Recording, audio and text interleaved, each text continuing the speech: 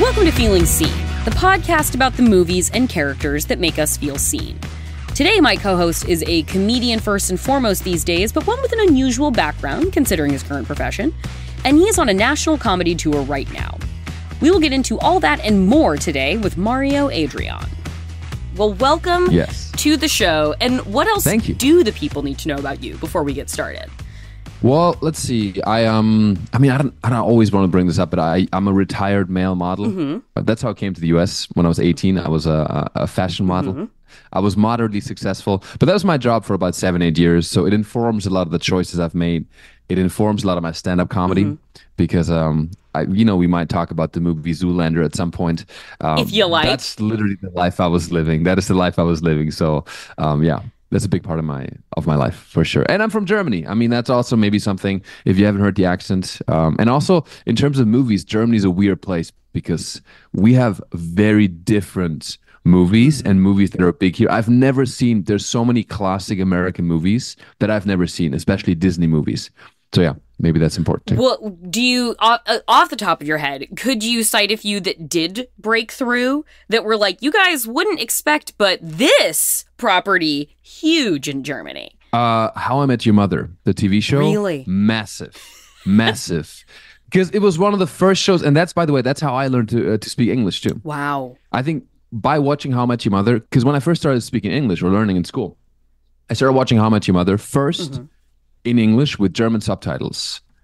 Then, because everything is dubbed usually in Germany, by the way, which is a little confusing in itself because you'll watch a show, like for example, I watch Pirates of the Caribbean, right? Huge movie also in Germany with Johnny Depp.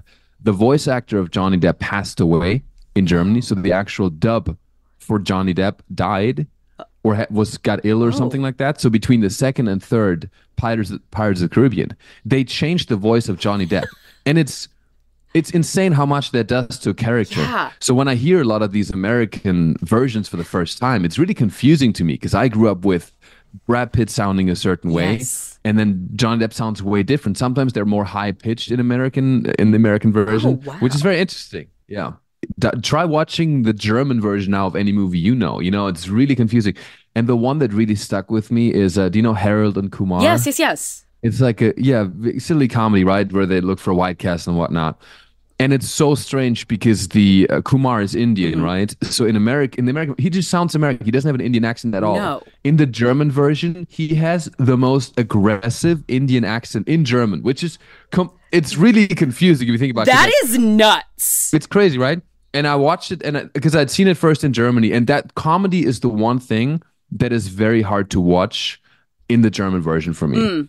Drama, easier, but comedy, there's something about it that just makes it so cheesy and kind of slapsticky. Expat friends from a number of countries, I have heard the same thing of like comedy is the thing that it doesn't, like it's the thing I'm least interested in engaging with across cultural lines because that cultural barrier can be so specific and vast. Yeah, especially for me. Like I'm doing a national tour right now in the US, but I'm doing a tour soon in Europe. So I was thinking about doing some jokes in German, my native language, right? Because I've never done comedy in German. But you can't translate comedy. Sometimes the punchline is specific to a word. That's like the word. I had a joke where I'm like, I don't want to tell people I'm a model because I didn't work hard. I didn't go to college. I was just born hot. Like born hot. There's something about the brevity of that just works in English, but I try to translate it. It doesn't work in German.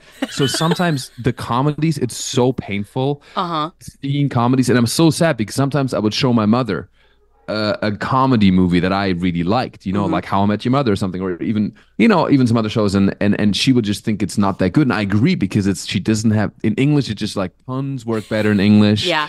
It's really painful. I don't have a specific example right now, but it's so painful when they're translated, especially with comedy. But then I watched Oppenheimer in Germany because it came out while I was there with my family. Great. Drama works. It's more serious. The import and the gravitas transcending cultural lines. Maybe it's also just the German language because German is not known to be a very funny language. So maybe anything that's deeply serious like Oppenheimer and deeply traumatic is more or aggressive maybe works with German, but not so much the comedy. Well, not for nothing. German is my favorite sounding language. So really? Yeah, love it. I've never heard that before. Yeah, wow. love it. I studied it in high school just because I like the way it sounded. Wow. I'm one of the few people, because most people say it sounds aggressive. Because, there's all these memes about, you say nurse, and then German it's like Krankenschwester, Like my hometown is called Alpirsbach im Hochschwarzwald. I'm not even making this up, so.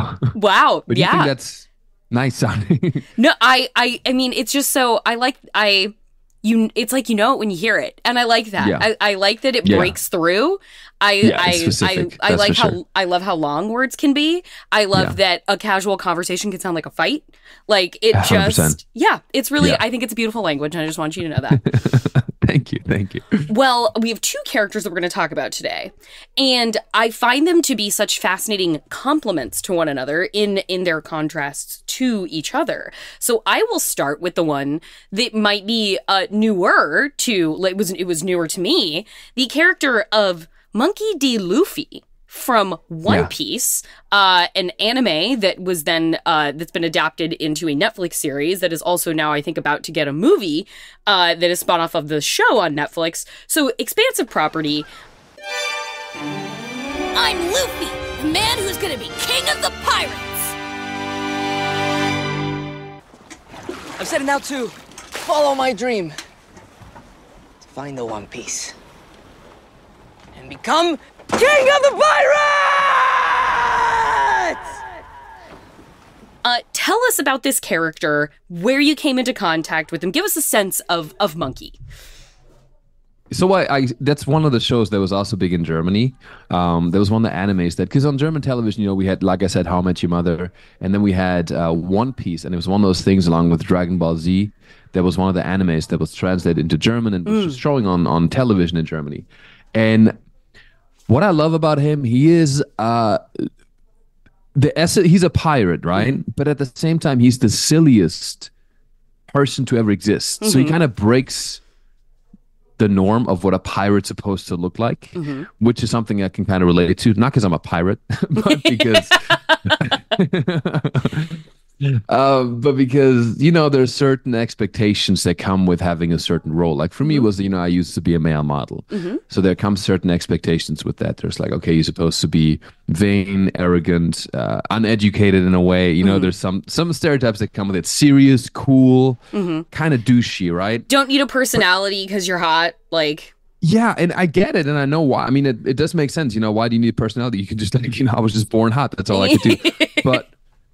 But I've always loved that. Like, I've always tried to break those stereotypes, because I started making YouTube videos when I was modeling, and very quickly realized that I'm not that serious model. I try to be that, and I try to change myself. And I try to walk into castings and try to be like, hey, what's up? My name is Mario. I'm from Germany. Try to be cool. Right. But I was always a silly kid. You know what I mean? That was the essence. That's the essence of who I am. So then I would be like, okay, F it. I'm just going to go into castings and be like, it's me, Mario, when they ask me for my name. And I would just mess around, make jokes with the casting directors. And that's when I started booking more jobs and I had more fun, which is very similar to what he does in the show, because he's on this quest to become like the Pirate King. Yes. And he's facing like really tough challenges, but he's got this like silliness throughout, and he's not afraid to, as cheesy as it sounds, he's not afraid to be himself and be his silly self, because he's not like any of the other pirates. But that silliness really drives him, and is such a magnetic force, right? He attracts like all these people around him, and his another thing is optimism. Yeah, he has almost a delusional degree of optimism. 100%, yeah. So, you plot a course to the next marine base. I get my map, and you can join up. Yeah. All right. Well, I'm gonna take that nap now. You can't just waltz into a marine base and ask for a map to the Grand Line. Don't worry. I'm stealthy. And that's kind of how I am. I'm very positive in my outlook. Like whatever happens, there's always like positive things that you can draw from any experience. And I do think that energy is kind of unstoppable. Because often we think about like, especially in like Hollywood or whatever you want to achieve in life, really, we think about it as like this like crazy fight where you have to be serious and you have to like, grind and hustle and be serious and like not have fun almost. It's almost like there's almost this notion of like you're not supposed to have fun. You're doing it right when you're suffering. Right. You know, like this is a war. Yeah. You know, like this hustle culture of like, okay, you got to suffer, you got to push through, you got to work like 80 hours a week. But the truth is, I think it's so much more powerful if you have fun. Mm-hmm. Then you're unstoppable, and then you'll be more successful. Mm-hmm. You know what I'm saying? I'm going to find the map. Pretend you're not here. But I am here. Why do you want the map so badly anyway? I'm gonna use it to find the One Piece and become king of the pirates. Figures. What? Every idiot dreams of finding the One Piece. People like you believe in something and you don't even know what it is. Well, yeah. Don't you? And I've read you talk about how it's not necessarily the expected environment for you to have gone into comedy following your career in modeling, and that there can be a greeting, like a sort of bristling, like not necessarily like, oh yeah, we're 100% like accepting or understanding of your choice to be here because you don't necessarily reflect the makeup of like the comedy pool around you. And like, I wondered if in the sort of opposite direction, when you were like kind of doing like the drag of being like stoic and cool Mario when you were in fashion, did you find, because like you said, once you started being what you felt was more true to yourself, you started booking more work, booking more jobs.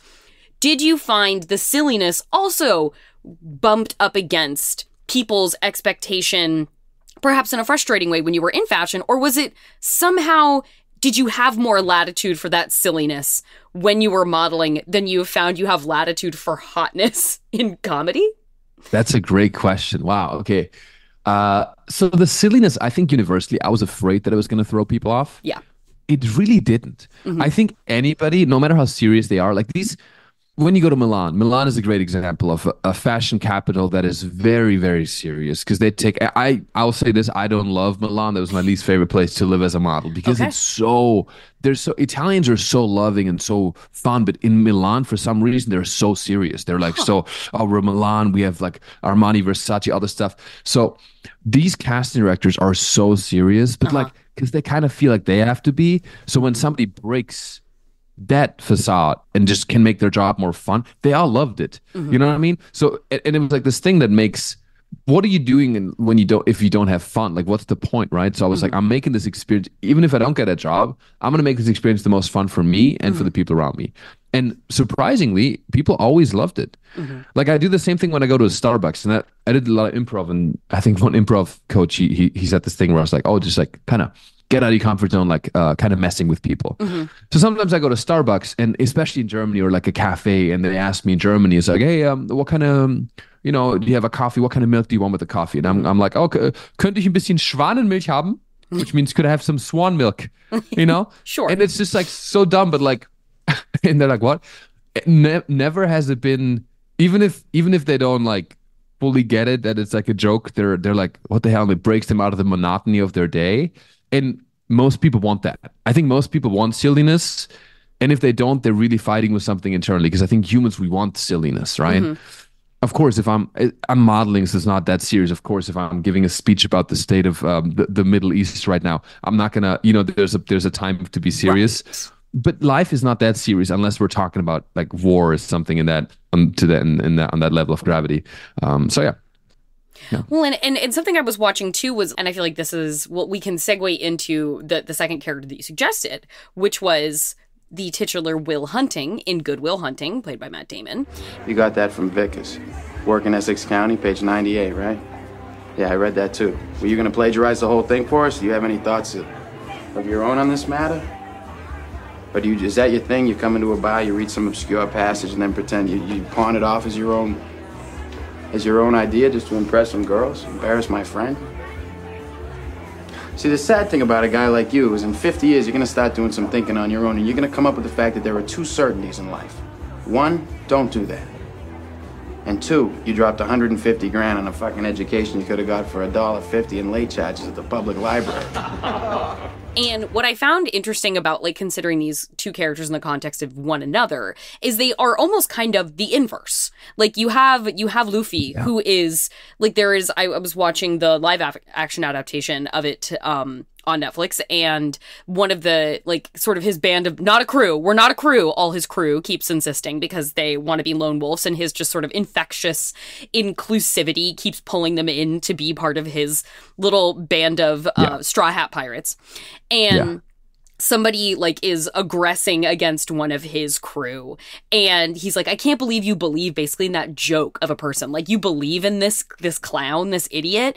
And his crew member says to him, like, he doesn't need me to believe in him. He believes in himself. Got somewhere else to be? Didn't used to think so. But Luffy changed that. That simpleton in a straw hat. Don't tell me you actually believe in him. I don't need to.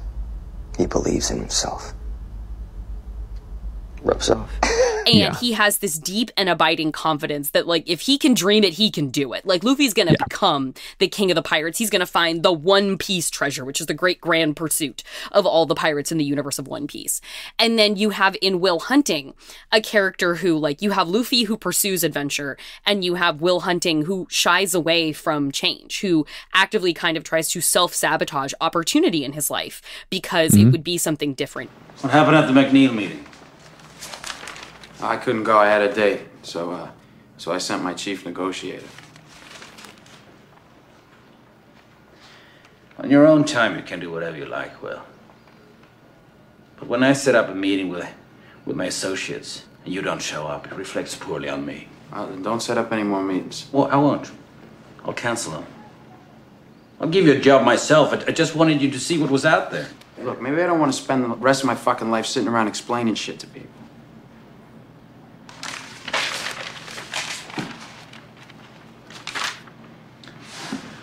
You could show me some appreciation.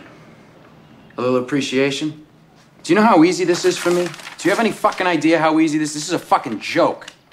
And I'm sorry you can't do this. I really am, because I wouldn't have to fucking sit here and watch you fumble around and fuck it up. And you'd have more time to sit around and get drunk instead, wouldn't you? You're right. This is probably a total waste of my time.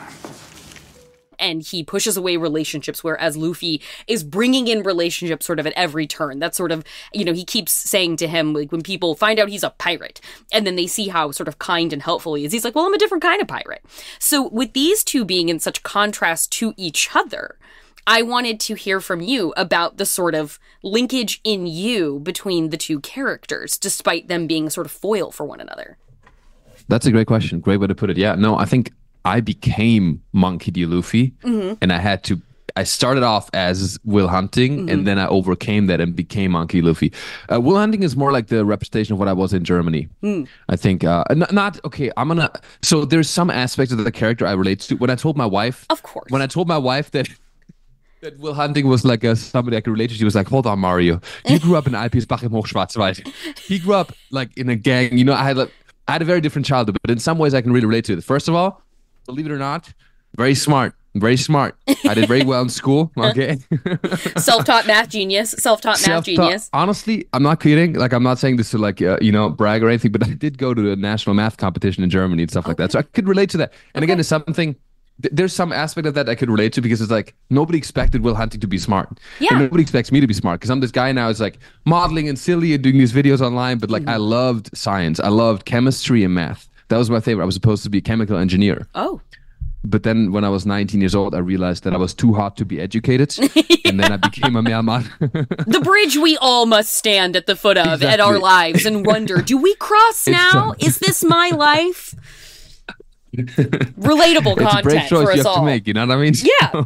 No, I can relate to that. I think I was much more guarded, and in Germany was not this like what Monkey D. Luffy would represent, because it's almost like this collective. Germany's a great country. I love Germany. There's so many great things about it, but there's this collective belief that you have to kind of stay in your lane, and you cannot be something else than there's not a great sense of individuality like there is in the US, where it's like this. In the US, everybody's like, okay, I'm gonna become a Hollywood star, I'm gonna become an entrepreneur, I'm gonna become, people people like Steve Jobs and Bill Gates are so idolized here, Elon Musk. Whereas in Germany, it's the path of success is like you stay in your lane, you follow the orders, and you become a German engineer and you work for Mercedes. That is making it in Germany. It's not this individual pursuit of. It's sometimes even frowned upon in Germany to be too, self-centered or like have these big dreams and ambitions.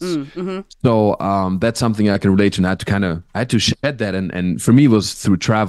I went to South America when I was 15 years old, and that's how I really realized that there's much more. And I think for anybody breaking out of the bubble you're in, whether it's LA, whether it's Germany, whether it's any other country, I think it's so important to break out of it, because that's really, you can then become who you really are and let go of the expectations. Yeah. My wife is Swedish, and she has actually spoken similarly of Sweden, and how there is one of the first words she taught me. She has a little plate that says it on it. It says lagom, and as I understand it, that means not too much, not too little. So it's like, all things in balance kind of stuff. And she's like, and she talked about that word as kind of just like a sort of anchor in a bit of a way, because this sense of like not too much, not too little meant like, well, don't like. Not too much work, not too much relaxation, not too much success. And she 100%. felt like there was a cap on aspiration and what she could build toward. Like, many friends there, beautiful life, happy people, like 100%. But she kind of realized, like, with the very sort of ambitious drive that she has within her, like this need to sort of strive and push herself, she found that to be sort of discordant with the sort of like prevailing expected mentality being back home in Sweden. Yeah, it's a very European thing. Whenever I do these street interviews where I interview people on the street. And I did some in Venice. I asked people about like, work and the difference between America and Europe. And they always say, hey, in America, you live to work. In Europe, we live to live. There's like this...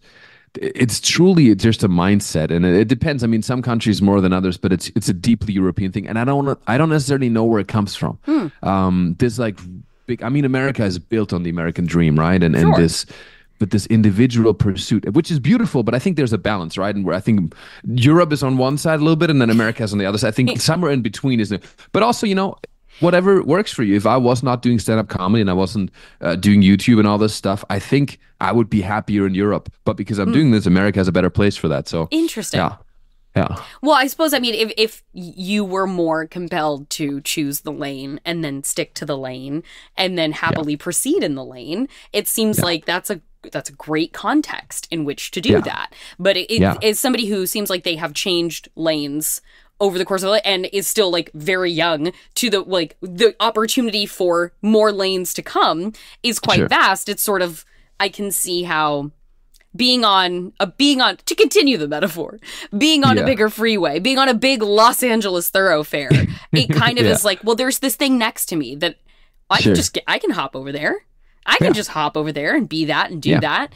And you're right. There is probably a middle ground between like cowboy individualism I love that. and sustainable work-life balance, where in the middle you can find some sort of like spark of like manageable. I don't know, is revolution manageable?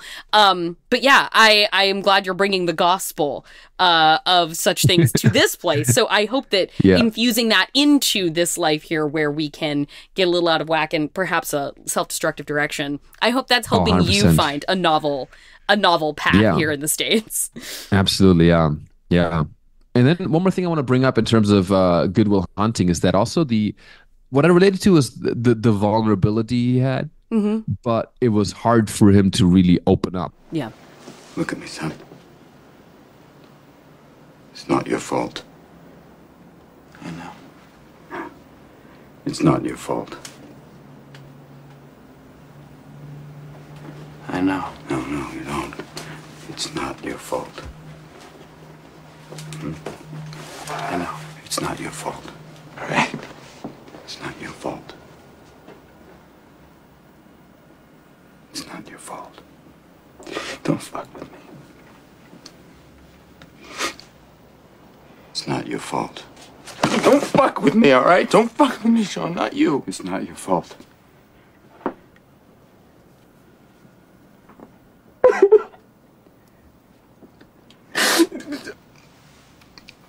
It's not your fault. in Germany, we don't talk about our emotions really. Like, there's not a lot of, like, even with my mom, like, my mom, I have this joke where I'm like, the last time my mom hugged me was when Germany won the World Cup, so we, there's not a lot of intimacy, also not a lot of vulnerability, which is something I've always kind of craved so much. But again, and I wouldn't say it's frowned upon, but it's something you just don't talk about. Germans don't go to therapy as much. There's not a lot of talk about that.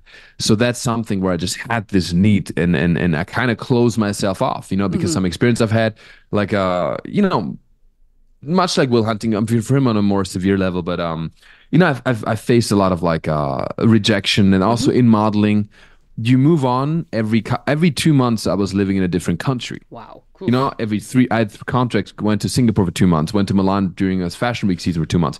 So you build these relationships, but then you always lose those people. You know what I mean? Because you always have to move on.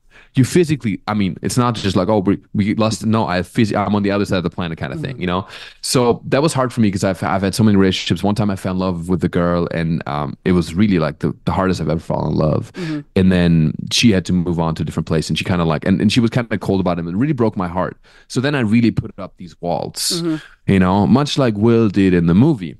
And it took, yeah, actually, the pandemic probably did it for me, because I was this avoidant. I was always kind of moving on, didn't really trust in people. I've also had a lot of experience in modeling where people really fucked me over. So, with like sexual harassment, sexual assault, things like that happening. So that really made me not trust people as much. So then it like really took for me to move here, meet my wife, for me to like open up, and some really close friends. The character of Robin Williams, I forgot his name of the show, but in the movie, Sean. I'm blanking on his, but his first name is Sean. I know that. Sean. Yeah. So he's the therapist. He's the therapist, yes, and he made Will kind of open up and have this like just break, of vulnerability and truth. Sean McGuire, yeah. Sean McGuire, producer Marissa coming through, Dr. Sean McGuire. And for me, that was my best friend here. His name is Travis. He's gay, and he is also a YouTuber. And we made these videos together where I had this bromance, and with him, I had this beautiful moment where we're in the car, and this is getting a little serious, but like, I had this experience with sexual assault, and I never told anybody for like 5 years. Because it's something, as a man, it's hard to talk about this stuff. But I was in the car with him. He was the person who made me feel very comfortable. He talked about a similar experience in modeling that happened to him where somebody assaulted him. And I talked about it kind of casually to people, but always kind of brushed it off as like an experience. But I told him that story, and then he stopped and he was like, hold on. So you're saying, he assaulted you? And then I said again, yeah. And then, no, look at me. And then it was like a very similar moment. Then I started crying, and I felt so safe with him, and that was really when I could release all the things I've been holding back, right? And that was with my friend who made me feel so comfortable in that moment, which was quite beautiful. And since then I've done, have been a lot more open. I made it kind of like my mission to be as open as possible and talk about it on podcasts, like specifically the sexual assaults. I've made YouTube videos about it, and it's been so beautiful seeing the response from men, especially men who have been assaulted, because the story, a lot of the narrative is around women, which rightfully so, but I think it's also important to have the male perspective and give men, kind of like permission to talk about those things. So, yeah. Well, I'm very sorry for what happened to you, and I appreciate you sharing that. I'm very grateful for that and your generosity in that. Thank you. It's time for a break, but we'll be right back with more from Mario. And then I will have one quick thing before I go at the end about our favorite topic here on the Feeling Seen pod, independent cinema, and one of my personal favorite topics, Kyle Gallner. So stick around for that.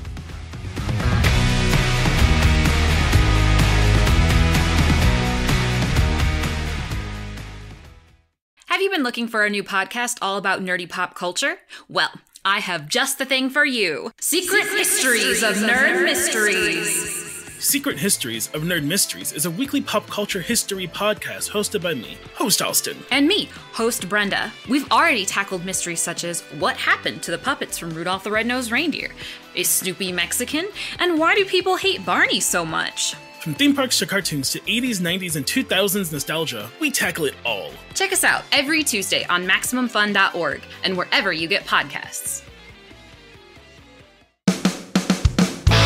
Hey, this is Mike Cabalon. Ifewadiwe. And Sierra Kato. The hosts of TV Chef Fantasy League. Where we apply fantasy sports rules to cooking competition shows. We're not professional chefs or fantasy sports bros. Just three comedians who love cooking shows and winning. We'll cover Top Chef, Master Chef, Great British Bake Off, whatever's in season, really. Ooh, you know chefs love cooking whatever's in season. We draft a team of chefs at the top of every series. And every week, we recap the episode and assign points based on how our chefs did. And at the end of the season, we crown a winner. You can even play along at home if you want. Or you can just listen to us like a regular podcast about cooking shows. That's cool, too. Subscribe to TV Chef Fantasy League on MaximumFun.org or wherever you get your podcasts.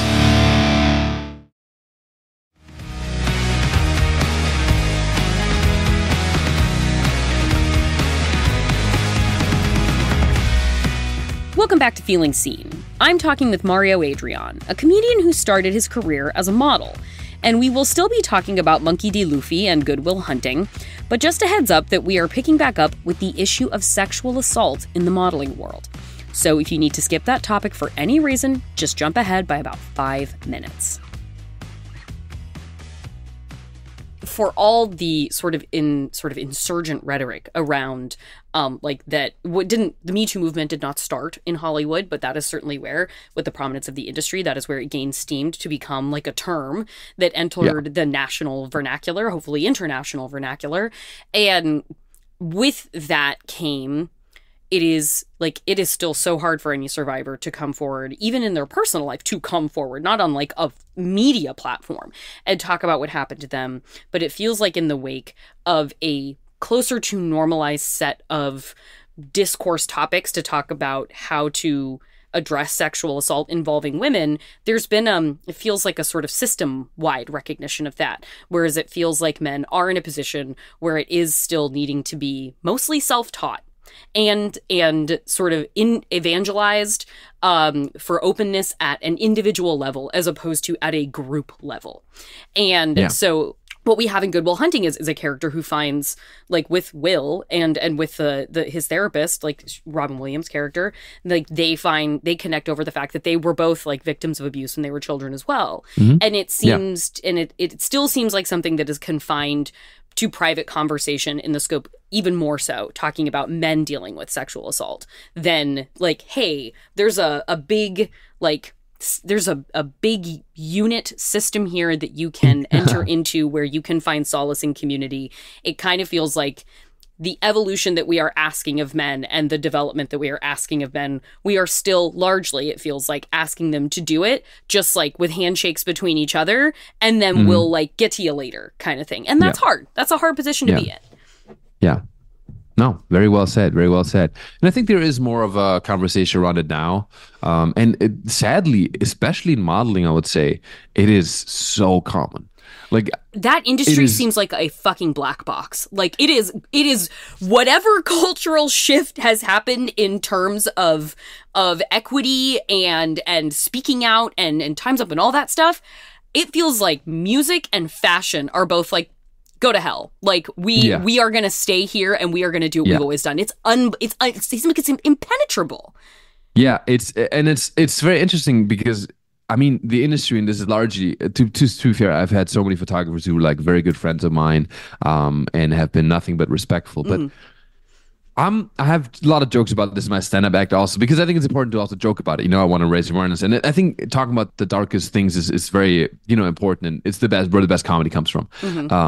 But like I have this joke where I was like, there's this photographer, and I did this modeling job in China, and this photographer, he assaulted me. And I told my friends in Europe about it. They're also male models. They were like, oh my God, you got a modeling gig in China? I got to call my agent, dude. Jeez. Because it's so normal. Like I told my friends about this. I would say out of my 10 model friends, close friends that I live with, they were all like kind of, it's for people who do like underwear modeling when it's a little bit more, this is a type of model, if you're very commercial model I worked for Macy's and Bloomingdale's and Target and all these like big corporations, they're very respectful because it's more of a corporation. But once it comes to the fashion, high fashion, where it's like, oh, I'm a photographer in Milan and I shoot for Vogue magazine, then they become, and then they're like, okay, yeah. And then they send you to this like a hotel room for like a casting, but then you're like, okay, you got to do certain things because this guy has so much power. And it's things that the agencies even like kind of turn their like a blind eye to, because Right. they're profiting, you know, from these big. So whenever there's power concentrated on one person, it's problematic, and it lends itself to power being abused, and we've seen it over and over again. I think humans tend to abuse power once they have it. So I think now with, first of all, people having a platform like Twitter, Instagram, you know, you can talk about it more, so people don't feel as untouchable. But it was systematic. Like Abercrombie and Fitch, they had like full-on operations where they would have ship models to like south of France to a villa and have the photographers come, and then the people would sleep with the photographers, would get booked for like, you know, Abercrombie campaigns. And it's like, it's really crazy on what they felt so untouchable. The fact that this was done on such a like organized level, you know, on top of like the, you know, the one guy who just like, you know, grabs you a little bit. Yeah. Well, so something I was wondering then, like in terms of, because we have like, there are glimmers in watching, you know, Monkey's story unfold, where he does believe in himself. He is that optimistic. And then there are a little ways in which he is sort of, he doesn't get to sort of immediately, he's a bit avoidant to discuss like more emotional parts of his past. Like at one point he's asked about his iconic hat, like that becomes iconic to the character. And he received, and it's clearly very sentimental to him, it's very special to him. He received it from a pirate when he was a boy, someone whose crew he wanted to join. And that pirate was a very good and decent man and made it clear to him that like, you're not ready for this life. And where Monkey once rejected that, he realized that this man was looking out for him and cared for him. And he gives him this hat in sort of a vow of their bond to one another. So this is his most important treasure. When someone asks him about it, he's like, anyway, and he sort of segues to a different topic. And then we have in Will the more sort of obvious deflection, like the taking a friend to job interviews with him to basically tank those job interviews, so he doesn't have to take any possibility for his future seriously if he just sort of nips it at the bud from the start.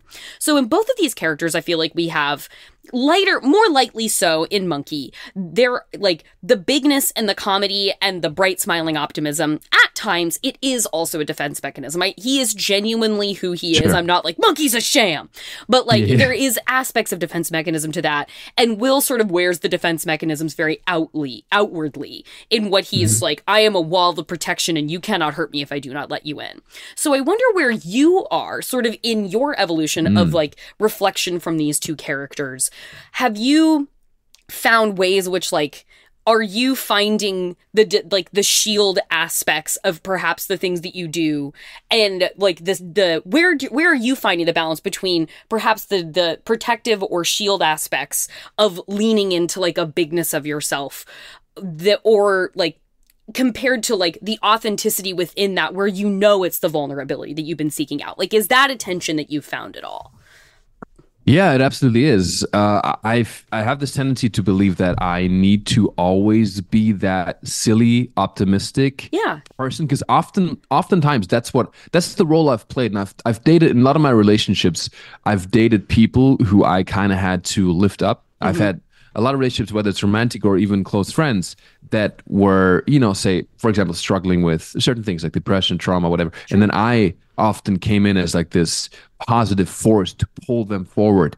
And sometimes I have to stop myself and also make sure that it's okay to speak up for myself, and sometimes not be that, because I have this belief system. And it goes back, I mean, we go back to my childhood, but like, I feel like that's how I deserve love. If I'm that optimistic person that's always like lifting people up and successful and kind, and that's who I am, right?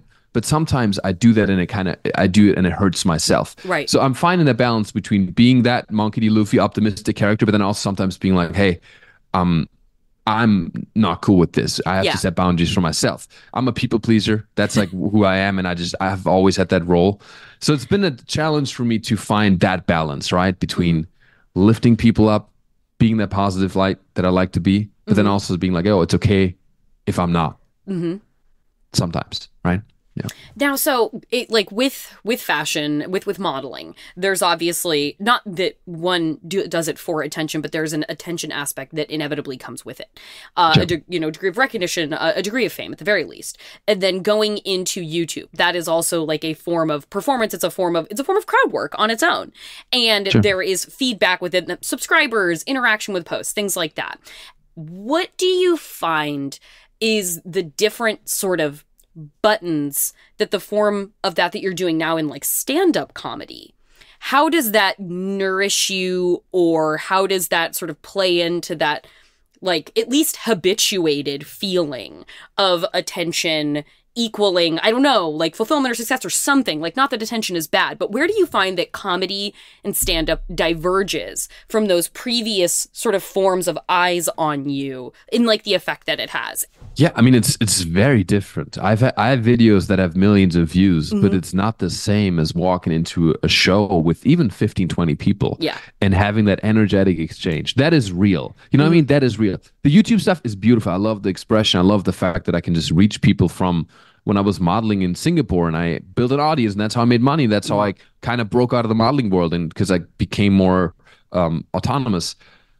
But there's nothing that compares this to this like human element. It's such a beautiful thing. And to go a little deeper on that, even I had an experience with I did a journey. This is my first time I did this, like an intense journey on psychedelics with an eye mask on, and it was like this very inward journey. And I saw stand up. I saw myself on stage, and I saw a person in the audience who was not me. I mean, we didn't connect in the real world. For some reason, he was wearing like a baseball cap and like chains, and was something I wouldn't like. We have different roles in the real world, but you know, this epiphany on mushrooms, a lot of people have an ego death, so realize we're all one, but we have these egos. So when I told a joke to him, and we both laughed, we became one. And I can't describe it, like the fake barrier between what separates us was all broken down. Race, religion, sexuality, all that shit that separates us. Politics, obviously big topic right now. It doesn't matter. And it was all broken down by that joke, and we connected. And that's what comedy does. And that's what I don't get from making YouTube videos, you know, because that moment of laughing with somebody is when you connect the most, and it's so pure. So that's something that just feeds me. I can't really explain it, but there's something beautiful about that, and it's like a very positive thing. Once again, it plays into this whole like Monkey D. Luffy, right? I think he would like to do stand up as well, like just be positive and silly and make people laugh, and that's how he feels, you know, seen and validated. And what is most interesting to you, like with what you're touring on right now, what are you finding is most interesting to you in terms of like how you're putting your comedy together? Like this feels like a source code that I am really drawing from, and where I'm at as a person right now, like this is what I need comedy to be to me. Just truth. Truly, I talk about my mommy issues. I talk about the modeling stuff, the sexual stuff. And once I did that, and again, I first didn't think you could do that in comedy, because I was like, oh, I have to do this, and I have to do like, you know, silly this and some dick jokes. And again, it now goes back to the thing of like what people expect me to be. You know, people expect me to be like a fuckboy comic or something like that, or talk about. But that's not me. Like I'm so vulnerable on stage. Like my stuff is getting so like personal, and I like, again, breaking the stereotype of that. You when I walk on stage, people think, oh, he's a douchebag. So then I kind of have to address that too, be like, hey, listen, guys, I know I look like a douchebag, but I'm not, you know. So I just like that vulnerability. That's like really what I'm drawing from. So any experience, anything I'm reflecting on, I'm trying to put it into comedy. And that's what resonates with people the most. I mean, the stuff, whenever I talk about my mother and the rejection from her, no matter if you're German, like we all feel, no matter if your mom rejects you, the feeling of being rejected is something we can all relate to on a human level. And that's the things I want to talk about that just unite us, and we can all relate to, and that are real and maybe uncomfortable to talk about. I've read that you talk as well about wanting to sort of normalize intimacy between male companions. Like you said, you have a wife, you're married, your best friend is a gay gentleman. And I wanted to hear from you about, like, as somebody who seems very comfortable talking about sort of like the mechanics of how they're, like, the mechanics of silliness, like the mechanics of romances, like that kind of thing. Like, and getting that out there to make it just like an accessible endpoint for people. How does your privilege as hot straight guy, how is that helping you achieve what you want to achieve? Because listen, if we've got tools, let's fucking use them to get good stuff done. So with the like entree, with the clearance that those tools give you, how do you like consider the specifics of how you actively leverage those things in your want to like fuck with the norms of the expectations on you. Because excellent, yes. And also, it feels like you can get in spaces where you can talk to people that I can't more easily because of the tools that you bring with your kit. That's a very good way to put it. Yeah. You know, being hot straight man, you know, with great power comes great responsibility. Sure. Oh God. No, but you're totally right. I mean, I think, yeah, I guess I relate to more like, you know, represent like the typical, like, you know, straight guy, I guess. Yeah. But then that's what I love to do is like breaking those norms. I love talking also to, I had a very like mainly straight audience also on YouTube because I made videos about like fitness and stuff like that. But then I loved like having those people and then being like, you know, breaking the norms, even of like what men are supposed to wear. Like I wear Speedos. Also, I'm European, so maybe that's part of it. You know, straight Europeans are more gay than gay Americans sometimes. I think that sounds quite accurate. Yes.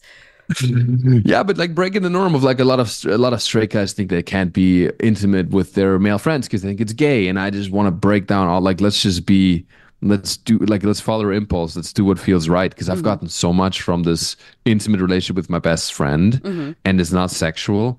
Even if it was, it wouldn't matter. It's just like so beautiful. And I think a lot of men are so lonely. I truly think that's right now what's happening. A lot of straight guys, especially, are trying so hard to look straight that they're lonely. You know what I mean? We're trying to trying to be tough guys. But yeah, sometimes we want a compliment. Sometimes we just want to be held. We need that stuff. And I think men would be less dicks in the world sometimes if they just had a bro they can lean on, like a female relationship. I'm so jealous of women because, you know, women can have such beautiful, intimate best friends. You can cuddle, you can talk about everything, and that's so beautiful. And that's why I think women at large sometimes maybe are more balanced when it comes to a lot of those things, because we men tend to bottle things up and be stoic, which there's a place for that. But we need both, you know, we need the balance. And that's something I'm trying to encourage, you know, straight men to do.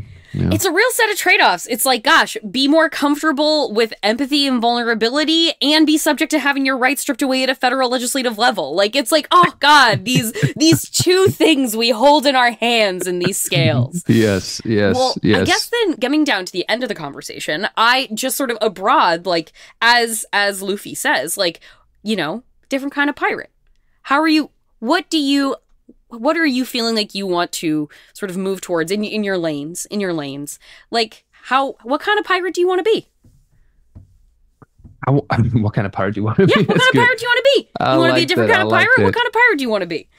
Well, right now I'm really switching the whole like pirate lane up, and that's once again something I've faced a lot of these points in my life. When I was supposed to be an engineer, then I became a model. So I kind of really went against, and then just followed that. Then I was a model, and then I became a YouTuber, and people were like, "Oh, don't be silly, be a serious model." Now I'm at the point where I've done YouTube, and that's how I made money. But now I have this new passion for comedy, which is quite new, and it's harder. It's so much easier if I was. I've long considered it to be one of the hardest jobs. I think comedy is absolutely one of the hardest jobs. Yeah, and it's not like until you get there, it's not paying that well. Like until you really get there, I'm on tour right now, trying to sell these tickets in these random places. So it's harder, but it's so fulfilling. So right now, I'm really trying to shed this old persona, and it's a comfort zone of like being the hot model because I make, you know, the YouTube videos I make. I can make good money with it, but it's like, and people would like kill for it. But like, I'm now at this point where I'm like, I have to choose I have to switch to a different ship and have a different course that I have to sail on. So yeah, that's where I'm at right now. And that's really the transition now fully to comedy, kind of shedding the whole persona of a model. I'm always going to, that's part of my story, but I'm not going to, it's hard to let go of having to rely on your looks. You know what I'm saying? Because that's the one thing. So that's kind of like what I'm shedding right now and fully leaning and trusting myself to maintain this career fully based on comedy and my personality, my truth. So that is basically the new, the new journey I'm on. And it's tough, but it's so much more fun. Yeah. Well, I just want to thank you so much for coming on and taking the time to talk with us. And as I said before, being so generous in this conversation with your life and your story. And thank you, yes, for taking the time. It's been so wonderful. No, thank you. You asked such great questions. I love it. Thank you, Jordan. Yes, and good luck out there on the road. Oh, hell yeah. Yeah.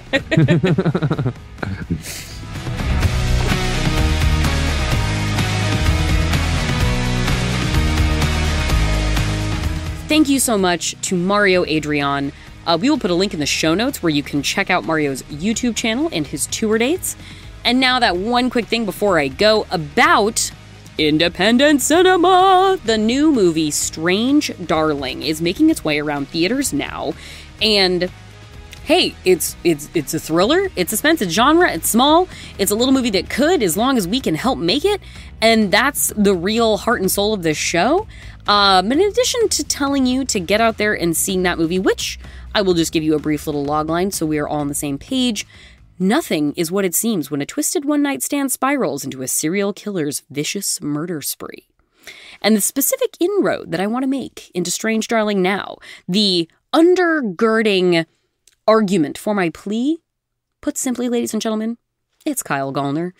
If you're a millennial like myself, this is a face you grew up with. You might remember him as the lovely little goth, the adorable little goth Colin from Jennifer's Body. You might remember him very briefly as like the kid with the pen and red eye. Or maybe you remember him as one of the co-leads in the 2000s remake of Nightmare on Elm Street with Rooney Mara. One of very few people's preferred movies of the 2000s, but I will say, it's one of mine. Strange Darling advertises itself as like, from the producers of Barbarian, and we love that. But what do we love more than anything in this movie? We love Kyle Gallner. And Kyle Gallner is a leading man. It should really come up more on this podcast, and that's up to nobody but me. Then every once in a while I should just say, hey, Kyle Gallner, leading man. Who are you casting Kyle Gallner to lead your projects today? The guy has been doing phenomenal work for I think, maybe quite literally decades at this point. And even if you've seen him as a side character in very big movies like Scream 5, excellent dirtbag in that movie, Smile, excellent guy with a heart of gold in that movie, he is a star. He is a top-billed man in the independent space. If you haven't seen Dinner in America, if you haven't seen The Passenger, those are two movies that you should check out. Dinner in America was 2020, The Passenger's 2023, super recent. The guy is around. The guy is doing great work always. The charisma, the talent, and I feel just like every role he gets with each passing year, I feel like with age, Kyle Gallner has really just continued to sharpen his tools, continued to deepen the texture of his filmography, continued to just, God, this is a guy who's out there for the love of the game, and I feel like you can just see it in every role he takes and still makes my little heart pitter pat. So this is a Kyle Gallner fan cast now, and I feel really comfortable in my choices. And hey, if you need to know if Strange Darling is the goods, the Vista Theater has been playing it in its opening week in 35mm. That is the partner theater in Los Angeles to Quentin Tarantino's New Beverly Cinema. The Vista's over on the east side. They have just added more nights showing Strange Darling due to popular demand. They are extending the run. Let us extend the run of independent cinema everywhere that we can, and let us cast Kyle Gallner in lead roles. And that is our show. You can follow us on Instagram and Twitter at FeelingSeenPod, or send us an email at feelingseen@maximumfun.org. If you want to follow me, I am Jorcru on Twitter. That's JORCRU. Our theme music is by Andrew Epen. This show is produced by Marissa Flaxbart. Our senior producers are Kevin Ferguson and Laura Swisher, and this is a production of Maximum Fun.